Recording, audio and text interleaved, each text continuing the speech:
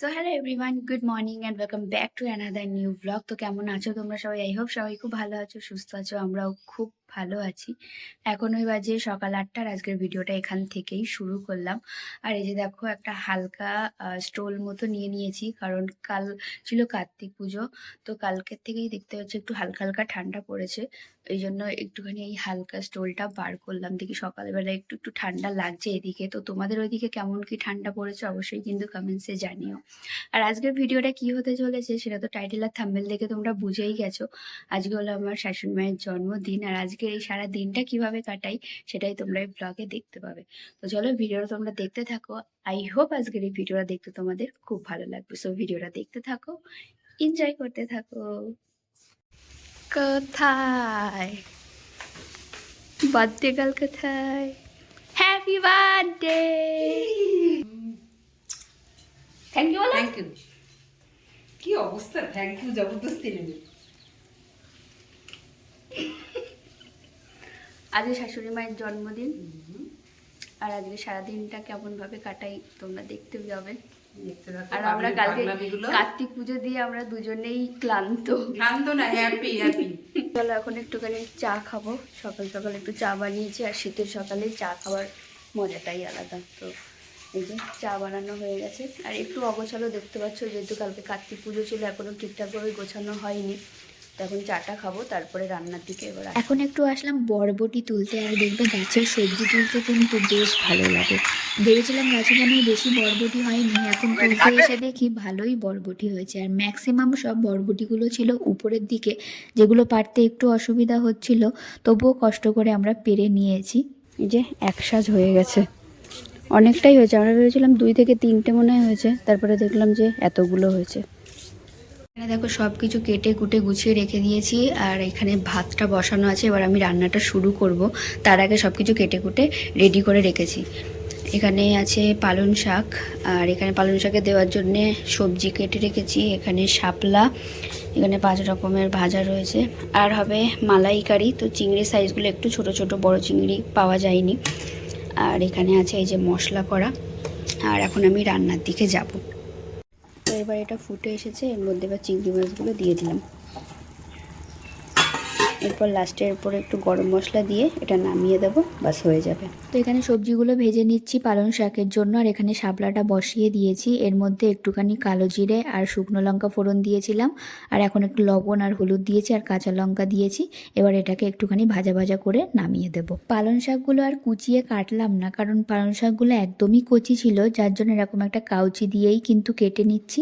আর এইভাবে রান্না করলেও সেদ্ধ হয়ে যাবে। এদিকে দেখো সব ভাজাগুলো কমপ্লিট, আর এদিকে শাপলাটাও আমার হয়ে গেছে। এবার এর মধ্যে আমি দিয়ে দিলাম এই যে কুচিয়ে রাখা পালং শাকগুলো। এবার এর মধ্যে একটু হলুদ আর একটুখানি লবণ দিয়ে ভালোভাবে নাড়াচাড়া করে দেবো। আর এই যে লাস্টে একটুখানি বড়ি দিয়ে দিলাম। বড়ি দিয়ে একটু নাড়াচাড়া করে একটু শুকিয়ে নিলেই পালং শাকটা কিন্তু রেডি। ওইদিকে আমার রান্নাবান্না সব কমপ্লিট, আর এখন চলে এসেছি একটু পায়েস বানাবো বলে। তো চালটা ফুটে গেছিলো, এবার এর মধ্যে কাজু আর কিশমিশটা দিয়ে দিলাম, আর 1.5 চামচ মতো চিনি দিয়েছি। মানে না দেওয়ার মতনই মানে বলা যেতে পারে, কারণ মা একদমই মিষ্টি পছন্দ করে না, আর এটা তো স্পেশালি মায়ের জন্যই বানানো হচ্ছে। তো অল্প করেই একদম বানিয়েছি, আর মায়ের জন্য এখন একটু এক বাটি তুলে রাখছি। তো আমি এদিকে স্নান টান করে চলে এসেছি, মা এদিকে পুজো দিচ্ছিল, আর ওদিকে আমি রেডি করে নিয়েছি পুরো লাঞ্চ থালিটা। তো দেখো এখানে 5 রকমের ভাজা রয়েছে, আর এখানে বানিয়েছিলাম শাপলা, আর এখানে বানিয়েছিলাম পালং শাকের চচ্চড়ি, এখানে ছিল মালাইকারি, এটা মিষ্টি। এদিকে মায়ের থালা রেডি করে নিয়েছি, এখানে আমারটা। আর এখন মাকে গিয়ে ডাক দেবো।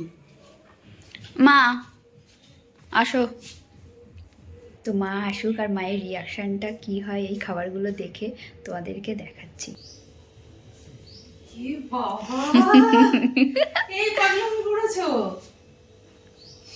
বসো।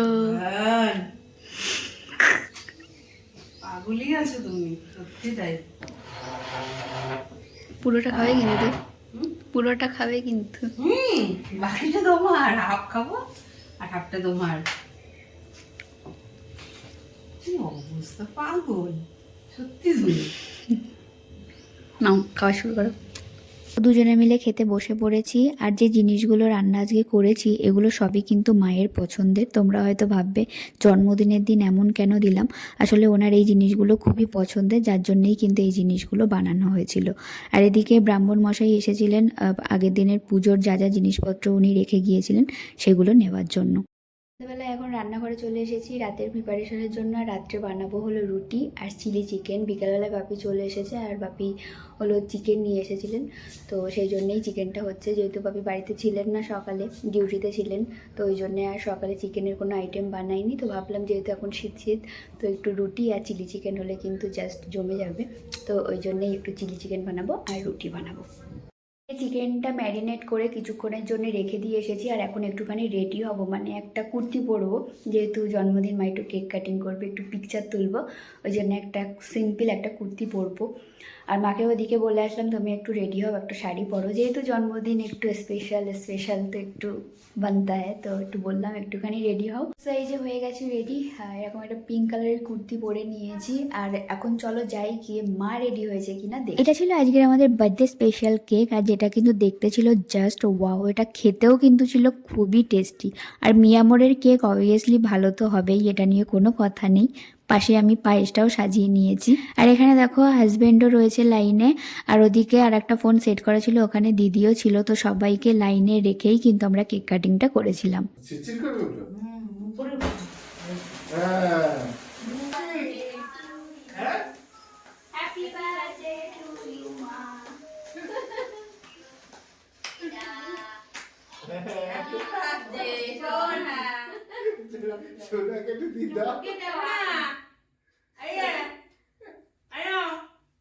দেখতে পাচ্ছিস?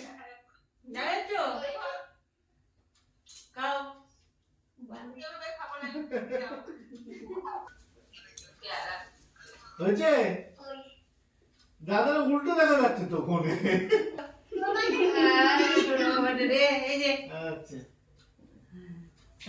আচ্ছা বলো।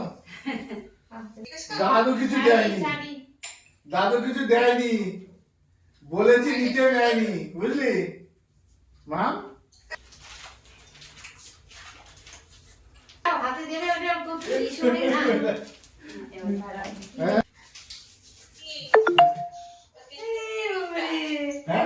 এটা আবার কি? ও তো মলি তো ইয়ে দাঁড়াও, না না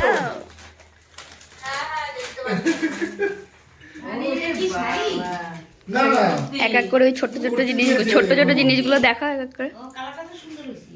বের করো না।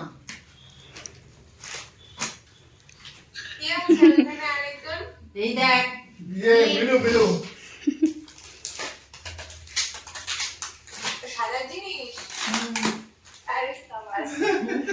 কানেরটা হেবি সুন্দর। দেখতে পাচ্ছিস?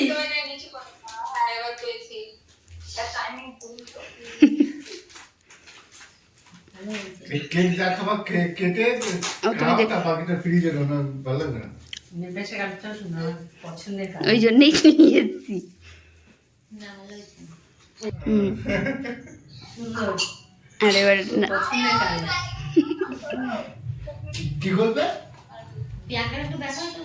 এই যে এটা এই কালারটাও সুন্দর। তাই না? প্রত্যেকটা কালার সুন্দর। আর মাম পড়ে। না, ওটা দিন। দাদু ভালো দেয়নি, দাদা এটা পরার স্টাইল দিয়েছে। ওটা নাইটি। কেক কাটিংয়ের পর্বটা ওদিকে শেষ করে চলে এসেছি রান্নার দিকে। আর চিকেনটা তো ম্যারিনেট করে রেখেছিলাম, তোমাদেরকে বলেইছি। এখন এবার চিকেন পকোড়াটা বানিয়ে নেব। তো এক এক করে চিকেনগুলো সব তেলের মধ্যে দিয়ে দিচ্ছি। আর এখানে দেখো আমার চিকেন পকোড়া রেডি। আর এখানে চিলি চিকেনের জন্য ক্যাপসিকাম আর পেঁয়াজটাও আমি কেটে রেখেছি। এখানে চিলি চিকেনের গ্রেভিটা রেডি হয়ে গেছে, এর মধ্যে এবার চিকেনগুলো দিয়ে দিলাম।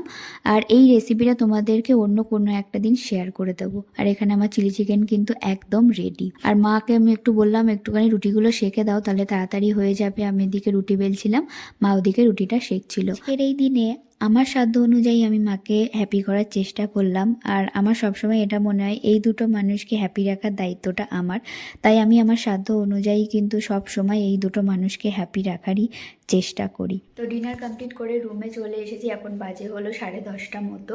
আজকে এই ভিডিওটা রাখলাম এইটুকুই। কেমন লাগলো এই ওভারঅল ভিডিওটা অবশ্যই কমেন্টসে জানিও। আর ভিডিওটা কোথাও একটু ভালো লেগে থাকলে একটা like, comment, share and subscribe করে দিও। সবাই খুব ভালো থেকো, সুস্থ থেকো, দেখা হবে নেক্সট ভিডিওতে। ততক্ষণের জন্য টাটা।